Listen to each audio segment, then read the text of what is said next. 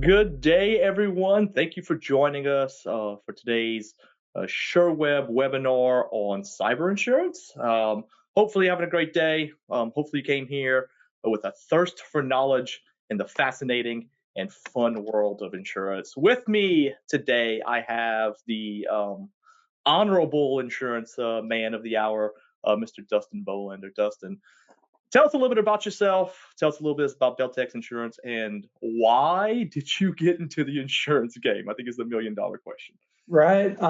So I have a history of bad decisions. Two-time MSP owner. Starting my second MSP, we focused on lawyers. So the insurance thing is just kind of continuing a trend of doing what other people don't want to do. Uh, so yeah, I've been MSP owner since 2011, and then got into insurance a couple of years ago. It was, like everybody else, it's been a huge pain in the butt on the MSP side. So I ran in head first, ended up getting my license. I'm actually licensed in all 50 states now, which is also another insane thing to say. I'm going to need years of therapy. And then Beltec specifically, yeah. Beltec specifically, it was around, kind of got everybody educated on the insurance side of it. That content's out there, right? If you want to learn about it, you can now. So then the second part of the problem that needs to be solved is a lot of these insurance policies conflict with the MSP. They're coming in, they're selling security services, they're blacklisting, the good tools that you have. So we said, let's go out and build a policy that actually is built to work with MSPs. So that's where we launched Beltex. Literally, it was the last week of December last year. Oh, awesome, awesome. Yeah, if anybody doesn't know me or heard of me, I came from the MSP space, right? Like I went to an MSP and helped build out their operational side, their security side, governance, CISO services, QBR. I mean, you name it. And like insurance still plagued me, I think, to the last day I stepped foot out of that MSP because it's complex. It got more complex over the years. The requirements we saw coming down for us, even as an MSP and our clients was getting a lot more. I hate to use the word convoluted. I'll just stay with complex. Let's just keep with complex here. Um, but before we could dive into the world of insurance, last week was IT Nation. I saw you out there, Dustin. We had a grand old time. Like, what was your takeaway? I guess from IT Nation last week, conversations you had. One of the big pieces that I noticed that was a change from the last couple of years of, we've seen, let's say since like 2017, there's been a huge focus on security. And then now, like, last year was AI, a lot of new stuff. A lot of people were kind of getting back to the fundamentals, I'll say. Like if you go, I don't remember what it was on Pitch It the last couple of years, but, there was a lot of AI product stuff like that. This year they had Sention, which is, a security product. And then they had a power saving software, Yep. and then an insurance thing, just like basic fundamental, and not in a bad way, but operations, how do I make the business run better, that kind of thing. Not the usual crazy shiny objects, that, oh man, Roddy, have you seen this new thing? It's going to revolutionize the industry. I think that conversation happened maybe once the whole time. Everything was like, oh, check this thing out. It can increase your bottom line 2%. This makes your help desk run smoother, stuff like that. So just going back to making the MSP run better. Yeah. That's the cool thing too about these big conferences like IT Nation, right? All the hallway conversations you have and the one-on-ones, and we have fun, right? There's a lot of fun going on, but I always find the real value comes in like the conversations you had, right? And pretty sure you had some interesting conversations, right? Especially around things like insurance, because when it comes to insurance, I find Dustin to be a source of information and quality information. I'll add.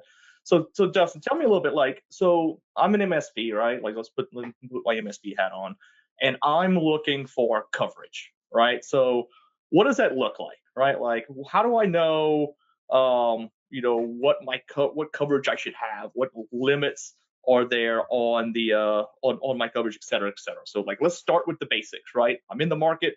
I'm looking for a policy to help protect my MSP when, God forbid, the worst thing in the world happens. So, like, what do we do, right? Yeah, so we'll get to the actual number side of it in a second, but on covering, I'm going to start with your customers first. There's two pieces of the coverage. First party, what happens directly to your business, right? The business gets ransomed. That could be the customer or your MSP, right? That's where the cyber policies come in. first party coverage. Third party would be somebody else gets damaged by it. You send out, your account gets hacked and sends out a bunch of viruses, phishing links, and people follow through on that, then turn around and sue you. That's a really simple third party coverage claim. The big piece, though, whenever you're an MSP, is you don't get a cyber policy, you get a technology errors and emissions, tech E&O, Yeah. and that adds a third piece that is the coverages of the services you provide.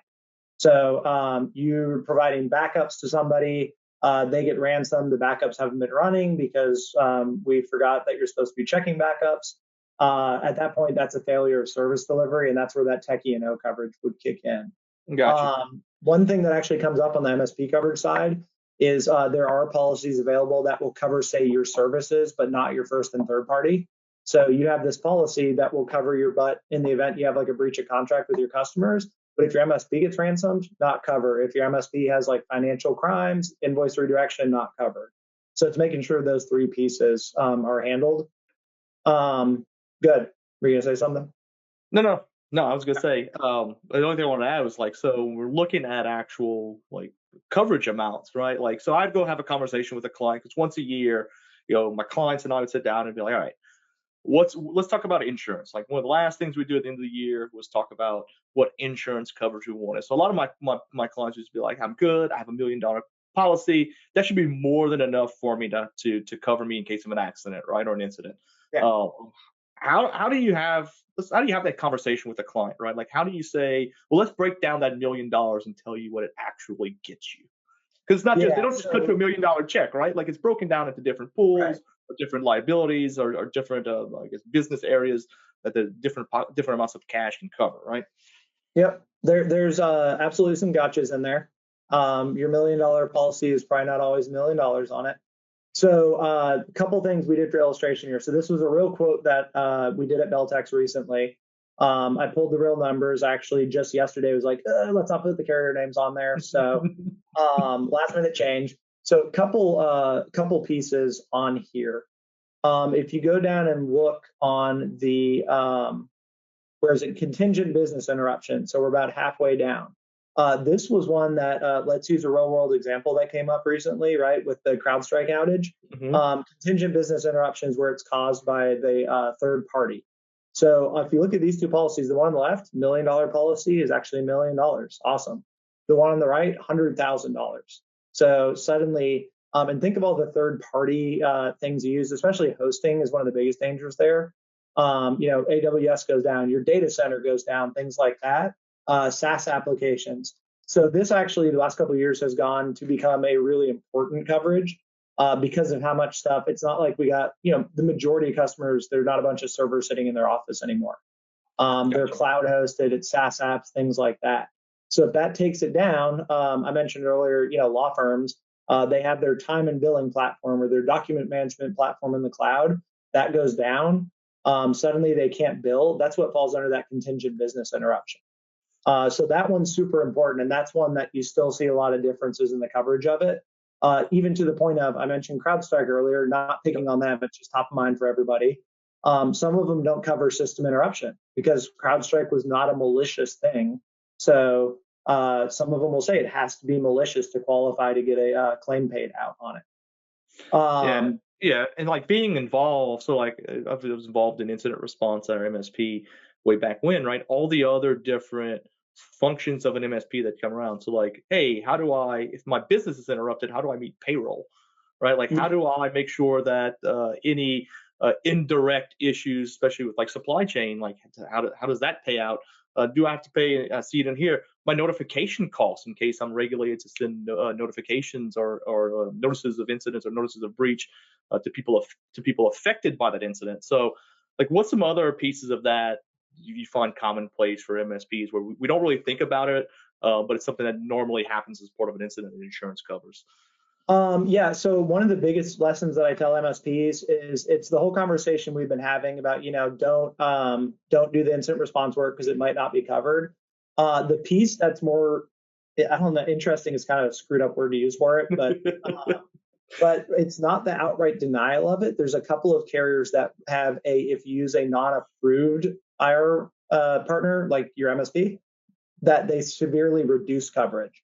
I was looking at one the other day that was from one of the big name carriers. Everybody on the webinar would know it, but it took a $3 million policy down to $250,000 Yeah.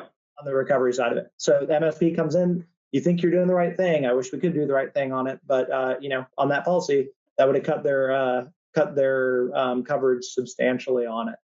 Yeah. So that the contingent business interruption. Also on the contingent business interruption, there's a couple of the carriers where you have to list out the providers. That there's some nuances there. So making sure that your customer, you as MSP, talk to your agent. It's like, hey, do I need to give you the schedule? Is what they call it, the schedule of providers on there. Those are two of the big ones. And then one other piece that came up actually just last week was, hey, Roddy, I got this $2 million policy. It's really good, but it's really cheap for some reason. It ended up being $1 million per claim. Mm-hmm. So, God forbid, I would hope you're not having multiple claims in the year. But, typically you're going to insurance for the big one. So why are you getting a $2 million policy that's only going to pay out $1 million on that? I guess maybe if you were sitting there being like, yeah, I'm going to definitely screw up twice. I need that double coverage on it. But those limits are the gotchas. You hear people saying insurance doesn't pay out, claim denied. A lot of the times what's happening is they hit one of these limits, right? They had the policy on the right carrier B. They had data recovery. It only paid out $500,000. People are upset. They're not going to use the right term. It got denied. Insurance screwed me, that kind of thing. You just didn't have a good policy in place. Yeah, and I can tell you, in my time doing incident response, I think we had a full backing of like forensics experts and a whole response team and everything else from a well-known. I'm not going to name drop. From a well-known provider, but there's been many times where the second we declare an incident, right? Because I tell people never declare a breach. You declare an incident, and then at that point it becomes a business decision of what do we do, right? I used to tell people I get 4 people in the room or 5 people in the room. I'd get the owner of the business. I would get myself. I'd get the insurance person, the legal person, and the finance person. And I'd ask the question first: how are we going to pay for this? Because that's the first thing. And B, what legal issues am I going to get into, right? So that those kind of like that first step of incident response. And I could tell you, from having to deal with where we kicked it over to insurance, because I'm going back to your mention of having the correct incident response team come in. The wait time sometimes to get an actual incident response team from the insurance to come in and actually do proper forensics and everything. There's a waiting period, right? Like, let's touch on that for a second. In your experience, like, what does that look like, right? So I declare an incident. The business is like, I 100% want insurance to cover it. Insurance takes over. Like, what does the rest of that process look like once you get insurance involved? So first thing they're going to do, you're going to submit that claim. So make sure you have that stuff. Make sure you have it off the network also, right? If you're the MSP, get a copy of, even if the customer just wants to give you the claims page, but know what number it is. The other thing that blows my mind is there's a bunch of them that just do it via email. It's like, send us an email to, claims at blah, blah, blah, which just, I don't know, it feels weird to me, even being an IT. You can't call them to say there's a claim. They're going to reach out. Like you said, there's a waiting period. Some of them call you back really fast. Some of them I've seen before where it's like the next day they get back to you. First thing that happens is they bring in the lawyers. This was a really interesting part to me because in a lot of cases, what they're doing is you'd think it's like, okay, it's the insurance lawyers, right? It's a third-party law firm. They're doing a attorney-client privilege with the breached business. I've literally seen on some claims to where the insurance company can't get very much detail because it's attorney-client privilege, like even on their own policy. They get like a 2-page summary of kind of at a high level, here's what happened, this, that, and the other, but they can't get the individual forensics. They can't get this, that, or the other because attorney-client privilege. Yeah. So the lawyers lead in 98% of the cases. Okay. And that's also where I've seen a lot of MSPs kind of struggle because, we know the engineering part of it. We know the IT stuff. I say I got a bunch of MCSC and Exchange certifications. I even have an SPS certification, dude. But, you can't fight the lawyers. They're going to do their thing. They're sitting there doing it all day. They'll go and grab, the incident response team, the forensics, whatever needs to be brought on.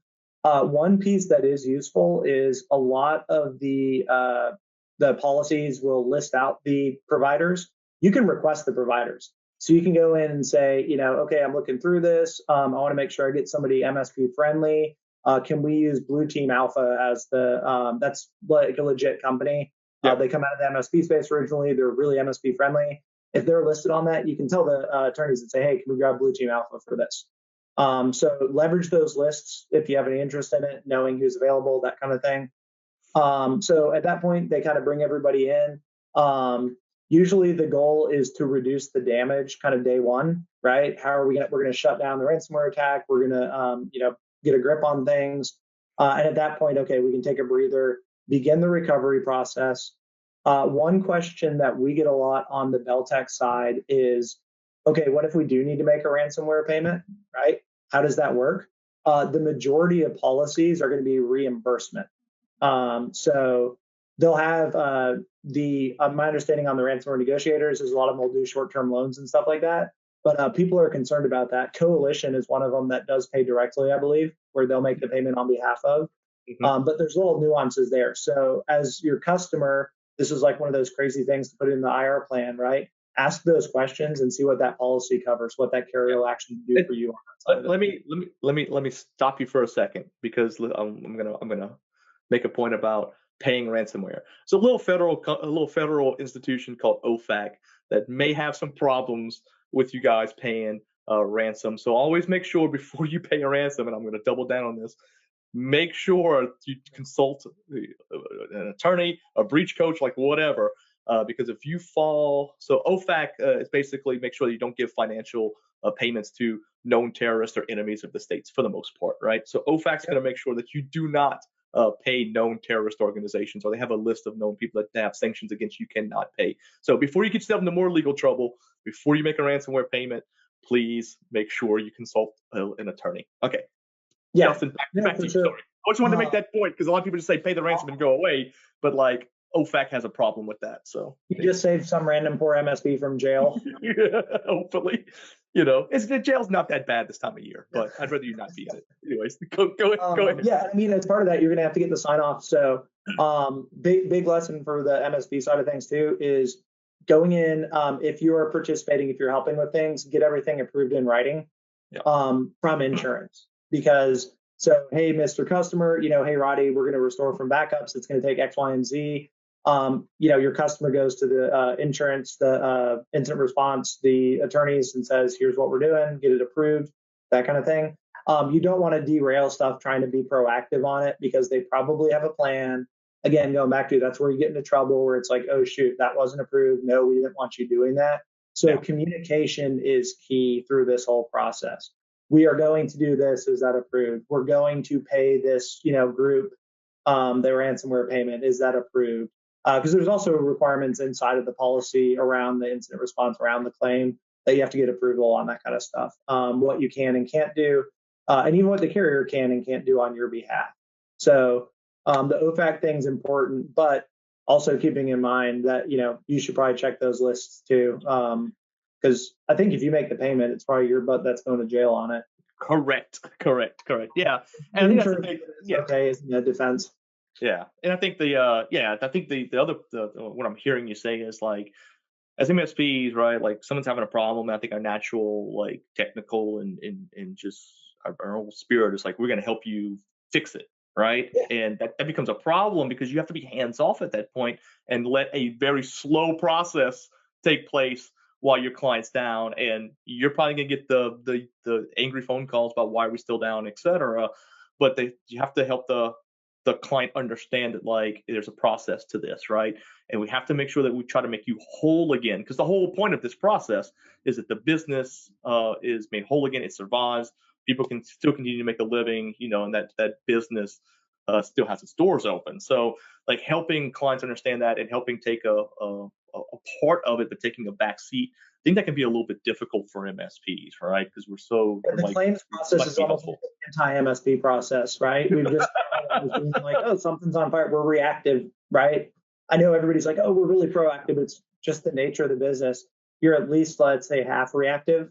Like it's help desk, it's security, this, that, and the other. and suddenly here's this claims process where it should be the most reactive thing. A lot of it's just like, no, slow down, like we'll talk in a couple hours kind of stuff. So super Yeah. stressful. I've sat on both sides of the house dealing with it. So Yeah, and um, it's such a change of pace because they're an instant response. When you get that like critical notification that something's really up on the network, like it's quick. It's like 15 minutes after it was initially detected. There's a human on it, and like we're trying to escalate and figure out exactly what's going on. And then like you're rushing and you're trying to figure it out and you're trying to fix it or you're trying to contain it, and then the process ramps down, right? And I feel like it's that ramp down process right, the up and whenever then, you're amped up, you try to get it fixed, and the ramp down process once the legal and insurance gets involved can be a little troublesome. But like the whole point of this again is to make sure that there's no mistakes being made and that you're following everything to the T to make sure yep, that those payouts and everything happen and that your client's fully reimbursed and to limit damage as much as possible. yep. Correct. Yeah. One real world story that I ran into was a professional services firm out in West Texas.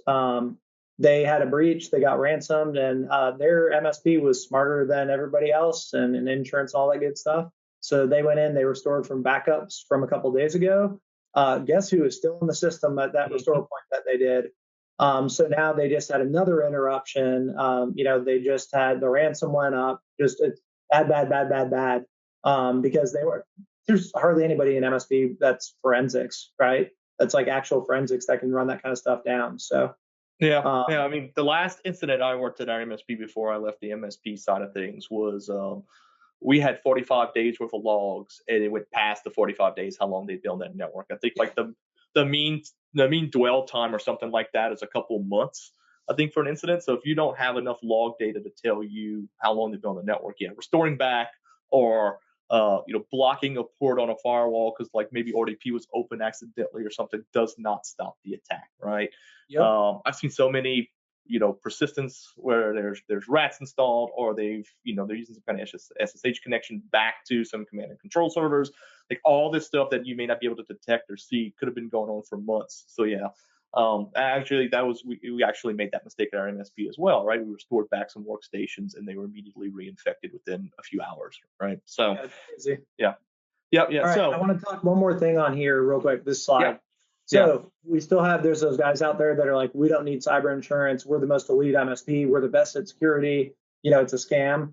The PCI regulatory lines right here are the reason why. Let's pretend you are the most elite MSP, right? You're like the opposite of the trunk slammer. You're the best security. You do have forensics people. Yeah. Cool. Stuff happens, but I don't think anybody's disputing that these days.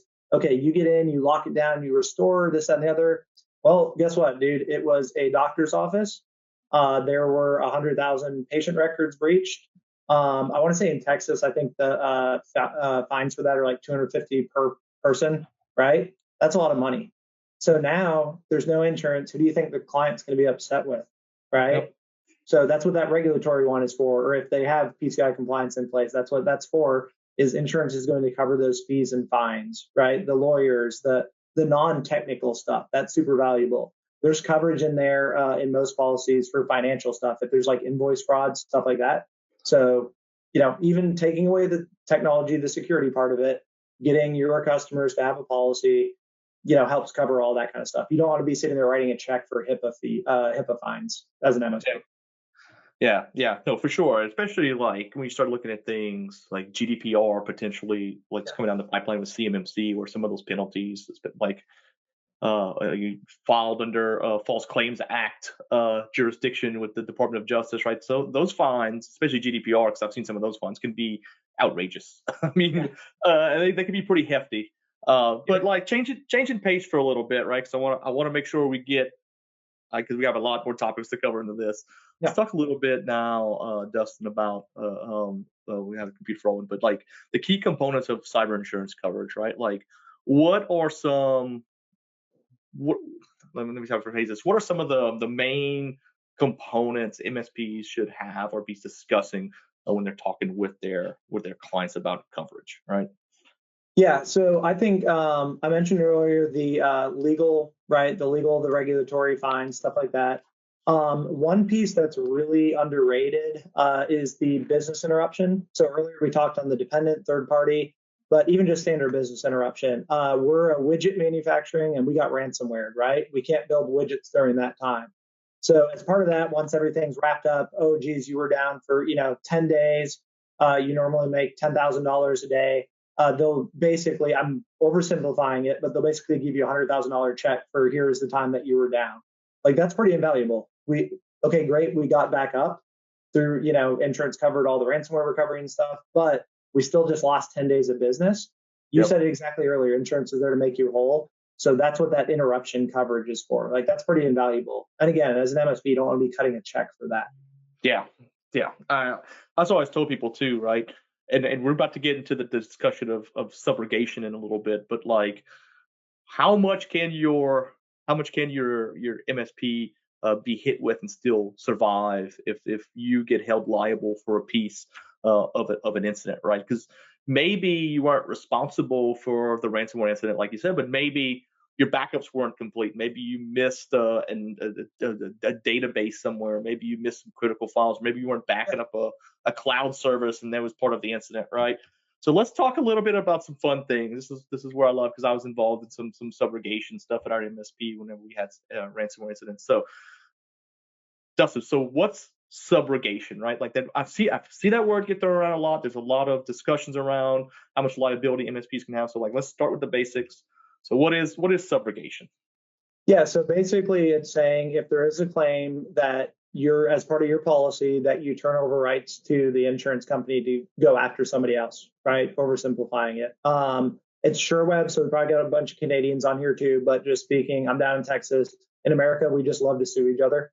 So everybody's going after everybody kind of thing. But yeah, that's one of the big pieces in there is, whenever you see some of these big incidents in the news, that behind the scenes, the insurance is talking to the other insurance companies or they're filing against the company that provided it. People say in insurance that we don't want to pay claims. That's not actually true. We don't want to pay big claims. That's the trick, right? I don't want to pay a $600,000 claim. I want to pay a $60,000 claim.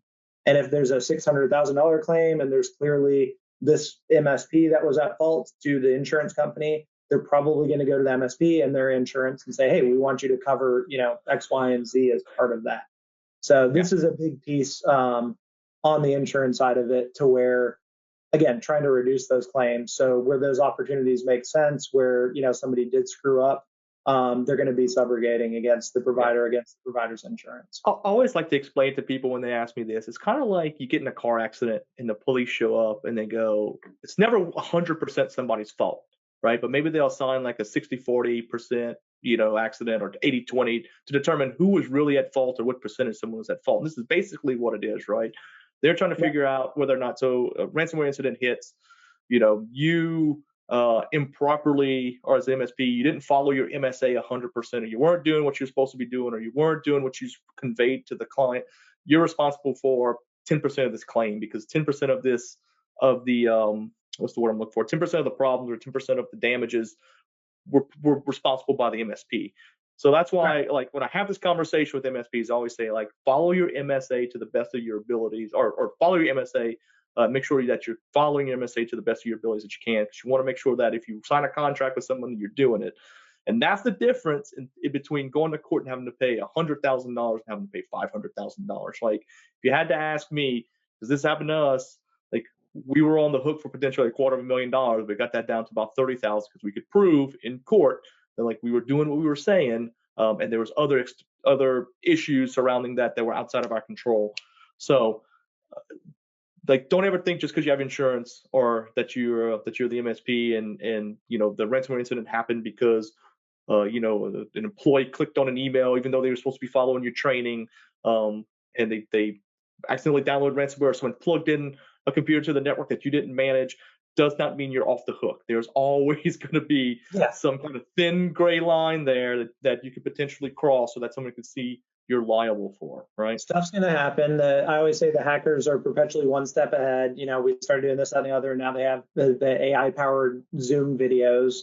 I mean, it's ridiculous dealing with it. So that's actually on the contract side of it. That's something that comes up very frequently now. So as an MSP, when you're going to get your insurance, is they're going to dig in. Do you have a hold harmless? Do you have a limitation of liability? Things like that inside of the contracts. And then that's also where you've seen there's a lot more, go back like 5 years ago, maybe, or let's go back a little bit further. Let's say 10 years, I think is a safe bet. Did you ever see a lawyer at an MSP conference? Right. And then now we got this IT Nation. There was Brad Gross, Eric Tildes, and the Monjour were the three that I know of that were there because there's such a high risk on that. There's such a need for it, and obviously for them, they're making some money on it, kind of thing. Because having those contracts, that's a huge thing to save your butt, and insurance realizes that, and they are really digging in on it because it's the whole if not when, or sorry, the whole when not if. Yeah. You're going to need those good contracts at some point. Yeah. And so like, let's say an incident happens with a client. How they file a claim and the insurance wants to come after the MSP.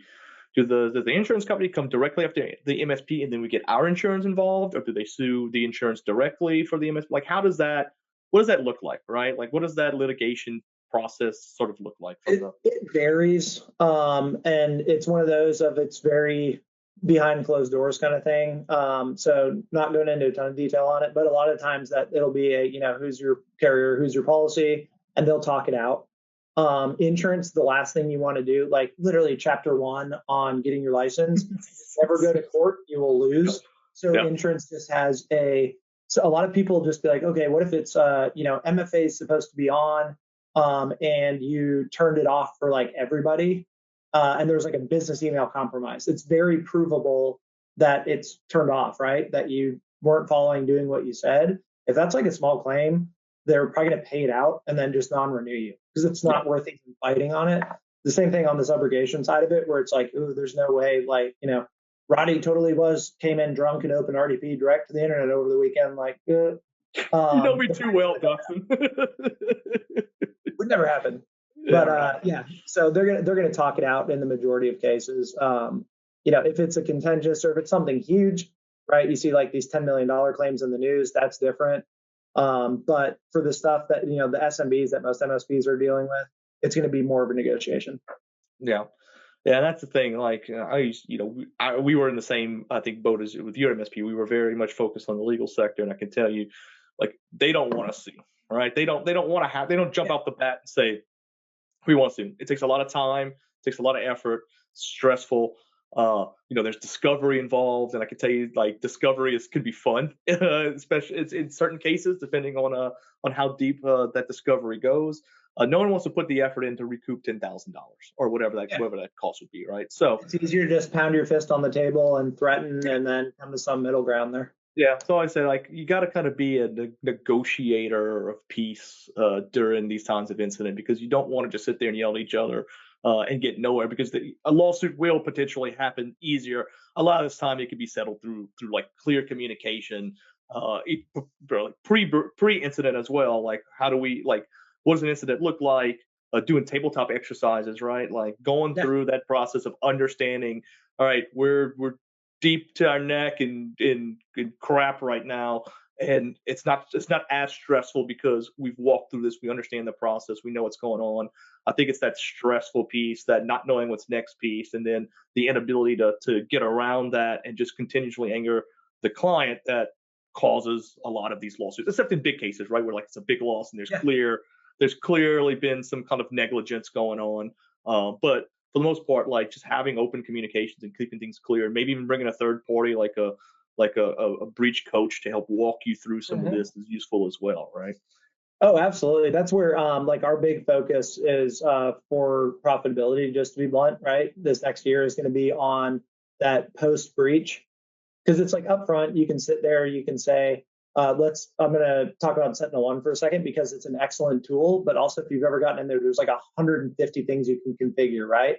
You can do Microsoft Defender, same thing. You can make it either like the best tool in the world or the worst if you don't know what you're doing. So that's kind of a hard thing to do. Like, you have SentinelOne as your EDR. Again, right, are you like a good security guy? Did you follow the best practices? Or do you have SentinelOne on there so you can also open RDP to the internet? Like, that's really hard on the insurance side to evaluate. So what we've been looking hard at is having that post-breach preparedness, tabletop stuff like that, right? Good as an MSP, good contractual terms, just helping to reduce that damage when something does happen. Yeah, and well, I know we're gonna get to it in a little bit, but like you start to see insurers like yourself partner with different IT providers or different IT services to help make sure gaps are covered or at least acknowledged so they can be covered, right? Like you're Right. starting to see more partnerships with like your Sentinel ones and your other or your other security providers, right? Yep. Oh yeah, Yeah. because we've seen there's two things driving that is I think there's a degree of marketing going on, which one of the things that blew my mind was I've yet to see any situations where money is changing hands when they're recommending it. Because everybody's like, oh, they're getting paid on the back end. They're not. It's literally like some dude on the claims team or was like, oh, Sentinel One, we see really good numbers. Like we should recommend that to our policyholders. It's coming from a good place. There are guys that are selling it directly. Obviously, that's a little bit of a different situation. But those marketplace things where they're like, oh yeah, we want to have X, Y, and Z. A lot of those are just because they've seen a couple things that they've liked. I was talking to somebody that said the other day that here's the two EDRs that we really like because statistically we've seen the lowest financial losses from the companies that are running those EDRs. So Gotcha. they're starting to zero in a little bit more on that stuff. All right, one last question. We're going to pivot to some future thoughts, but okay, so an incident happens.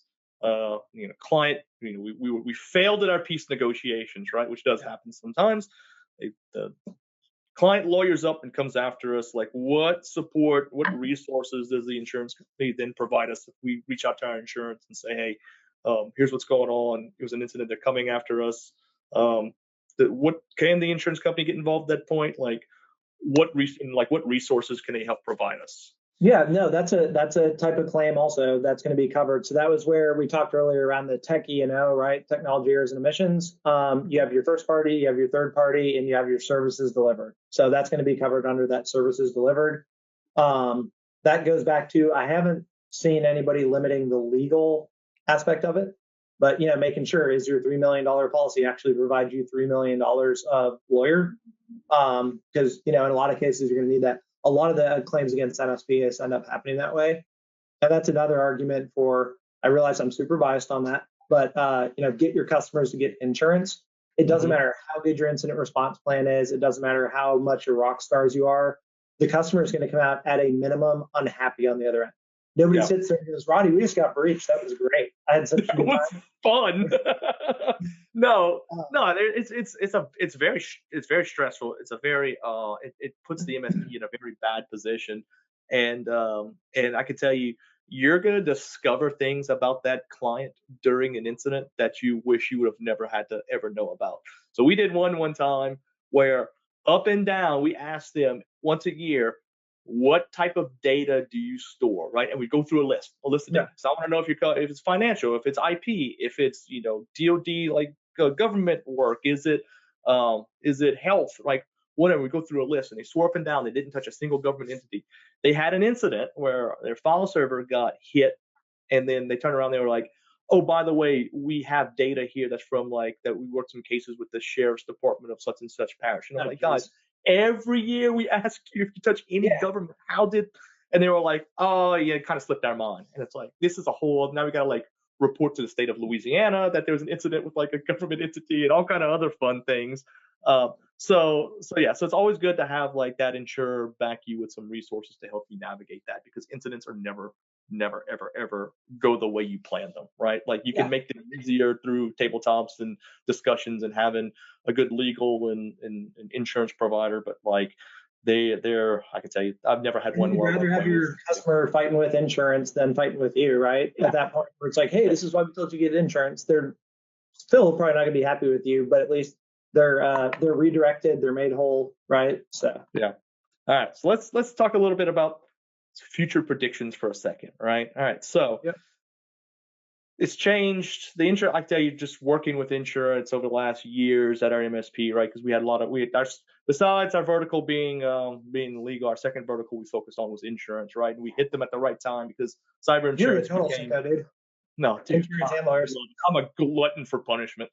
Uh, no one else took them, and like we made a lot of bread and butter with insurance because cyber insurance was ramping up at the time. They needed help getting some of their partners or their clients up to par with the growing insurance requirements and everything. But like as part of that time, we saw insurance requirements just balloon, right? From 12 questions, do you have antivirus? Do you have a firewall? Do you do backups, et cetera, to 140, 150 page questionnaires. Complexity has gotten worse. So, like, what does the future hold? Is it going to get easier? Is actuary data catching up? Because I was reading an article a few years ago, and this is how my brain works, Dustin. Like, I'm going to segue for a second. I was reading an article a few weeks ago when we were talking about insurance about how long it took for insurance companies getting car accident data into their actuary tables before it was actually they could pretty much do it as a science, right? It took decades.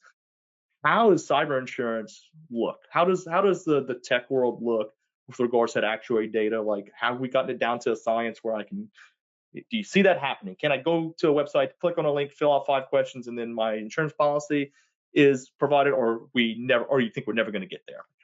How's that going to work?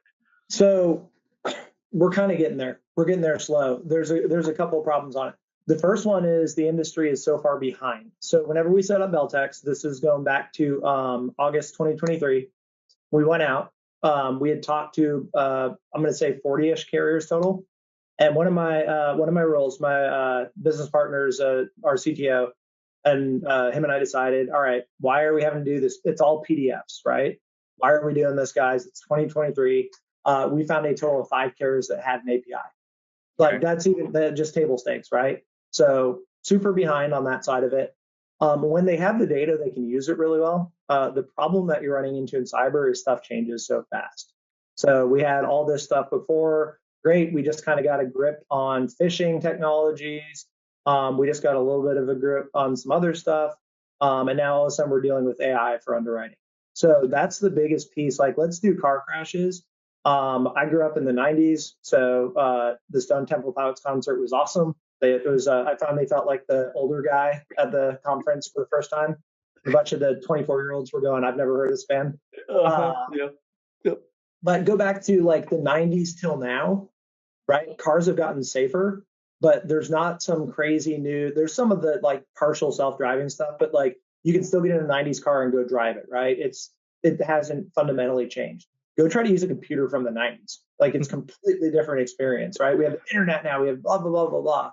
So it's moving so fast that all that actuarial data, I've had underwriters tell me that, or the actuaries rather tell me, like, we're just throwing out anything older than 18 months. This is not really? Yeah. That's wild to me. Yeah. Yeah. So there's the pace of it makes it a struggle. And then on top of that there's some certain things around the regulatory where on our policy, the filing to get it live in all 50 states ended up taking almost a year. So you design something in, I'm going to say it was like October 2023, and I think the last state went live like September the next year. There's just a built-in. You took the fastest moving thing, cybersecurity, and you took the slowest moving thing, insurance, and put them together. Like, it's just naturally you're starting off screwed, right? From your pace that you're able to keep up on it. So that's one of the big pieces where you can't when an unstoppable force meets an immovable object, just like when tech hits insurance, it's just like a stalemate the whole time. Yeah, so you're starting off with a huge disadvantage in the first place. Then on top of that, cybersecurity, everybody tends to be kind of cutting edge, really new ideas. Again, insurance hates that, so now there's a hesitancy. So we have a timeline and opposite personalities now. So just some major built-in disadvantages day one. So everything's getting better. You've seen that the numbers have gone down, right? The number of claims, you look at the charts and it's going the right direction kind of thing. The problem that is going on right now, 2 years ago, it was almost impossible to get a policy without multi-factor on. I have 4 carrier policies right now that I can go get. We don't just do our own policy. We also have others because not everybody's a good fit. So if you come in and you tell me, no, we don't have MFA enabled, I have multiple choices that I can go get you a policy. So you and I know what's going to happen, right? We're starting to draw back those security controls. I think we're going to see a return to that 2021, 2022 kind of terrible experience for everybody in the next 18 months. We're going to at least start heavily trending back that way. And I think the other thing is, and this came from, I guess, some conversations at IT Nation as well, like insurance carriers, like risk questionnaires, right? Like you go in, you fill out a questionnaire and you answer yes or no. Not always accurately answered, correct? Like sometimes the way we read them and the way that they're answered can sometimes the way they're written. Yeah, I mean, they're written for a reason. Sometimes the way they're written, right? Yeah. Is there ever going to be, hey, like I want to get insurance. I can either pull from all these different vendors and get an accurate representation of your risk and your liabilities, and then provide a coverage. Or are we still going to have to follow? Do you still see Excel questionnaires, or let me just say cyber insurance questionnaires? Do you still see those being the norm in the next few years? Yeah, I think the questions are going to be the norm. You're going to see a lot more stuff that's kind of an instant, less PDFs, moving away from that. That's what I was saying is I can't brag that we're the only ones anymore. There's a couple where you can go on, fill it out online right away, get the quote. The telemetry side of it, though, is super interesting. So, brilliant idea. Everybody I talk to on the IT MSP side is like, why don't they not taking away the fear of insurance, seeing that, but just conceptually, right? There's an easy Yeah. thing to do. All the stuff's there. Everybody has an API. So we went out a couple of years and we actually built a couple of years ago and built that. So I had another company. We had built a telemetry platform. Went and met with like 40 something carriers. They are scared of having that data in most cases. That is a liability thing. What do we do with it? This, that, and the other. There was only in the end like two of them that were super interested. And one of them we got all the way to proof of concept, and then they're just like, we're good. It ended up, it is actually tied to one carrier at this point, but there's just a weird hesitation on it. And then there's the other side of it too. It's like, think of all the people that have those apps. Did you ever do the Save and Drive plugin thing? Yep, yep. I know of it. I didn't do it. My wife did. So Yeah, I did it, and I have an old BMW sports car, and it said my rate was going to go up, so I deleted the hell out of that thing off my phone after like 1 week. So you're going to see that part of it too, right? The top 10% of people are going to say, "Oh yeah, I have a great security," but then it's kind of that thing you mentioned earlier, right? Ooh, we forgot to put a EDR on this one endpoint. We forgot to do this, that, and the other. Just ding, ding, ding, ding, ding. So as somebody who worked really hard and spent a couple of years on that problem, I don't think it's going to be. I don't think it's going to happen anytime soon. There's just too many factors fighting it. There's a few small policies that are doing that currently. There's one that will let you put an agent on every one of your endpoints, which I think is insane. The last thing I want as an MSP is yet another agent. But it sits there, gathers telemetry on stuff. It can even provide some services. But the current process, I think, is going to keep going. It'll get a little more simplified, right? Web-based, a little bit more instant. But what we're doing right now, it's going to look pretty similar in 2-3 years, even. yeah, that's another thing because you kind of touched on it. Like the insurance providers who are starting to offer like security services and vulnerability assessments and everything else, so that is it because they just want to make sure that clients are following the insurance requirements? Are they collecting data for other use? Like, what do you see? Like, do you feel it's problematic that insurance providers should stick in their lanes, or do you think them expanding services to provide security services? Do you think that's just the natural order of things, right, in the way that industry is going? Yeah. So a couple pieces. I guess I'll kind of start from the good and go to the bad. I think it is good for the companies that have the MSPs that don't do security, or really the big benefit where I see that we put some of those ones that do sell security heavily, we'll sell those policies to companies that don't have an MSP, where it's Okay. like it's better than nothing, right? It's that call it kind of that low end security package, right? You're competing against doing nothing versus getting some bundled insurance security. So I think there's a good place for it there. The big piece for me though is you touched on a second ago, the conflict of the my MSP comes in. We got some great MDR offerings. We have great this, that, and the other. And then insurance comes in, is like, oh, well, we sell something also.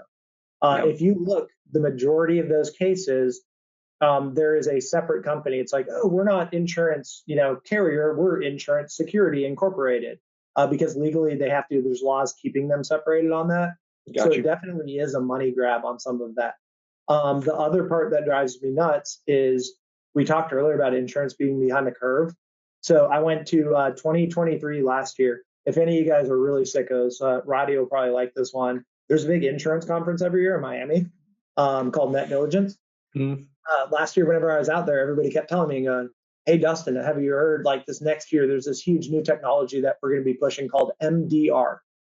It's like, all right, my MSP, we made that mandatory for everybody like in 2019. Yeah. Um, so they're starting to see stuff like that where it's reducing claims. Okay, cool. And then they realize like at that price, ooh, we can roll it out. So no, they're absolutely grabbing some of the pie also. The biggest piece, though, where everybody's like, okay, ooh, insurance is scary, the carriers are doing this. I don't think that's the one where most MSPs are going to see a threat. Gotcha. I jokingly made up an acronym. Please, everybody, for the love of God, don't make this a thing. But I said it's the MISSP, the Mhm. Managed Insurance Security Services Provider. Is you All have right. these insurance agencies, right? So it's an agency, they're selling stuff, but they're going in and selling the security services. There's a couple of huge ones. One example you can look up is Acrisure, Okay. ARISURE. They have their name on the Pittsburgh Steelers Stadium. Huge company. They bought up a bunch of MSPs. They also are sitting there selling insurance. Um, as much on the MSP side as we want to be the trusted advisor, like you sat in that role, right? You were the trusted advisor. It's an uphill battle. That insurance agent comes in drunk off the golf course, and right away, the owner of the business is like, of course he knows what he's talking about. He's my insurance agent. So there's a huge level of credibility that those guys have. I'm not saying right or wrong. It's just the Yeah. reality of it, right? Yeah. Um, so that's where I'm, talking from the MSP side. Like that's the piece that I'm scared of is those agents that are starting to provide kind of all the above. Well, and kind of in that same vein, 'cause I'm gonna make one last point, that we're gonna get to the Q&A, but like starting to see more vendors push cyber warranties as opposed to like cyber insurance. Like, explain the difference between the two, and should you get a cyber warranty or should you stick with insurance? I know what you're gonna tell me because we've had this conversation before, but like Yeah. let's shoot at that for a second. My position is often like just the tiniest bit. So I want to differentiate. There's kind of three different categories here. Embedded cyber warranties, which if you go look, SentinelOne's another great example that they have it. It's clear on their website. You can read. It is included with every subscription, as far as I know. Where if something happens, if the product's configured correctly, you get like $1,000 per endpoint payout up to $1 million. That's a cherry on top if something happens, right? It's a little Okay. bit. It's them saying it's almost. I would think of it as a refund for the product. Is a good way, right? It's never going to be enough money to make a substantial dent, but it's a nice to have, right? You're not going to tell them take it out.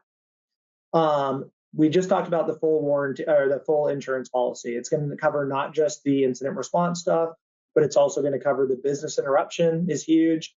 It also covers financial crimes. One thing that I find funny on these standalone warranties is they talk about insurance absolutely covers like gift card scams and stuff like that. So it's very comprehensive. The standalone warranties, they cover, there's a bunch of different options coming out right now. I've been getting these guys calling me saying, hey, Dustin, we're about to launch this new standalone warranty. Can you sell it?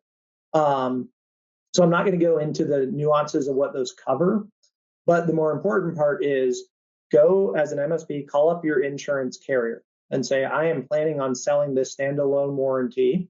In the event there was like a claim that happened and it doesn't work out, my customer is now upset because you sold it to them, right? It doesn't matter if you say, oh, it's between you and the warranty company. You're going to say, no, dude, Brady, you sold it to me. It is between you and me. Talking to all the different MSP carriers, the answer that I got from all of them was this is either going to be considered financial services or it's going to be considered insurance. Mm-hmm. You need to have that type of coverage. Yeah. So I just sold you a $100,000 warranty, standalone warranty. You're going through something happens, right? Okay, cool. The warranty is going to pay for it. Ooh, we just hit 100,000. And the customer goes, oh, thank God, I have this $3 million policy. Well, remember earlier, like we talked about the working the wrong people on incident response. Now that policy is worth 250K. That just maxed out too. Now who's that customer upset with? And you sold a warranty, so you might not have insurance. Like I know that's kind of convoluted, but basically there's so many intricacies, so many conflicts. One of the standalone warranties in the policy said if this warranty is found to be insurance, it is null and void. Like what the hell? So I've been saying there's certain use cases. If you have a micro client, say you took on a restaurant, right? They have 3 computers in there and a 365. Like that's probably actually okay for a standalone warranty. Or they're going to sit there and go, Roddy, I don't need insurance. Like that might actually be a good use case for it. As soon as you start getting to the point where you need $500,000 or above in coverage is a plausibility, I'd say stay away from the standalone warranties because it's all well and good until you hit one of those edge cases. Insurance is like that total fail safe, total safety net. You don't want to pull your safety net out whenever it gets to be a $2 million claim. So what I'm hearing is if you're having a concern or a conversation around warranties versus insurance, you should speak to a professional because A, Yeah, it's ever changing, and B, there's a lot of intricacies to it. yeah. And the Yeah, big piece on the warranty guys, keep in mind a lot of them are not from insurance. They don't know insurance. They're definitely not licensed. So talk to both sides of it too. Just because the warranty guy tells you it'll be okay, they're probably not legally liable because they're not licensed. They literally cannot advise you on insurance by law. So got you. All right, we got 5 minutes left, Dustin. I wish we could keep talking about. I didn't think we could fill an hour about insurance, but here we are, right? we're worried about Uh, not getting through everything. I was worried about not getting through. All right, so we had a question from the audience. If anybody has any other questions, please pop them into the question section, chat section, and we'll try to get them answered. But first question came up was, so if a client doesn't pass their vulnerability scan, right? Because I've seen those happen before. Yep. The insurance companies will do regular, maybe external vulnerability scans or whatever. What happens if they don't pass it? Or let's say the initial one doesn't pass. Let's just go with either or. Yeah. Do they not get insured, or is it higher premiums? Are they given a time frame to fix it before an action gets done? So walk us through that, specific Yep. around vulnerability So the biggest piece is they're not going to tell you if it's higher premiums or not. So definitely evaluate, react. The not passing part though is more interesting. So there is one, and again, not naming names, but they come in and they'll say, Roddy, we ran a scan on your network. You have SSL VPN. That's a critical vulnerability. Yep. And they're like, okay, cool. Like send me the CD. We'll get it patched. No, sir, it's a critical vulnerability. They're like, what are you talking about? They don't like to see SSL VPN, like straight up. It's Yeah. go by, zero trust, that kind of thing. On a lot of those, you will see that it's a kind of a posturing almost that what you're looking for is if they say the terms, you will be non-renewed. Subjectivities is another insurance nerd term that just means requirements to get your policy. You must resolve these subjectivities. If it's just alerts, get very explicit. Tell your customer, get very explicit. Is this impacting my rate? And is this a requirement for me to get the policy? You'll be surprised on how many of those where they're like, oh no, you can still get a policy. We just recommend that you fix it. Yeah. That part drives me nuts. My biggest pet peeve. Again, like it's, if I tell you you have a high vulnerability, that means something really specific, right? It's like a 7 to a 9 score. Like something needs to be patched or remediated. Not that I have something turned on. So on the external scans, push back, just be very explicit on the way that you're asking for it. A lot of them end up not being anything, right? It's might be affecting your rate, might not. It's not a hard requirement a lot of times. It'll be very, very clear when it's a hard requirement because they'll say non-renewal or to be eligible for the policy. Yeah.